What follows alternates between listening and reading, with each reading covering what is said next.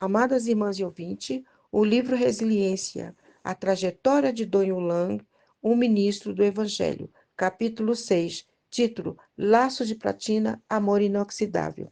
Servindo constantemente ao Senhor, Dom Yulan e Esther Dong foram guardados sob a bênção de um ambiente espiritual saudável e favorável ao crescimento da vida divina, a vida da Igreja.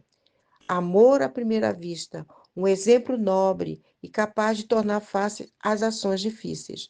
Um marido que se propõe a fazer a diferença com grandes e pequenos gestos em seu matrimônio, sensibiliza a própria esposa a inspirar e motivar ainda mais o que está por vir. Dom Yulan se casou em 1942, aos 22 anos, com Esther Dong.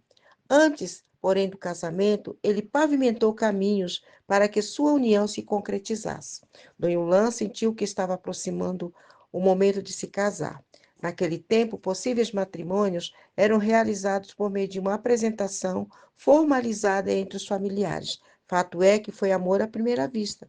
Mesmo ainda sem ter conhecido o plano de Deus, o Senhor já estava presente e oculto, pois após o casamento, conseguiu impulsionar ainda mais nos seus negócios, pois era um empreendedor, conta Dom Yulan. Retaguarda familiar após o casamento. Um amor inoxidável que superou a ação do tempo e resistiu a fatores contrários, próprios e inerentes à natureza matrimonial no dia a dia. Definir amor é uma tarefa difícil, mas Dom Yulan o fez com primor, em se tratando de sua esposa. Amar para ele era ficar satisfeito com a presença do cônjuge, tratar com carinho, respeito, fazer declarações, elogios e muito mais.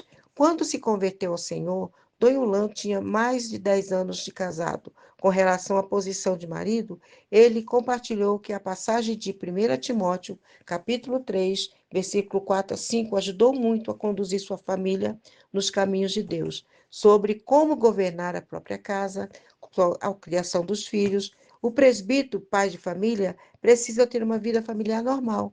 Princípio este preciosíssimo que certamente servirão de base para um divisor de água na vida dos filhos com a conversão.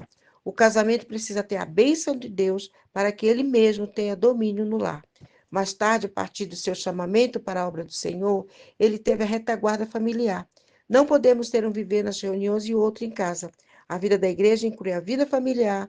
O maior legado que o marido e mulher cristãos construir é deixar uma herança espiritual para as próximas gerações, com orações e prática da palavra de Deus. Maior alegria e paz é ver os seus 6 filhos, 17 netos e 18 bisnetos servindo ao Senhor, tendo uma vida humana sobre os princípios da palavra de Deus. Certamente, a esposa teve grande parte nesta bênção, declarou Dom Yulan.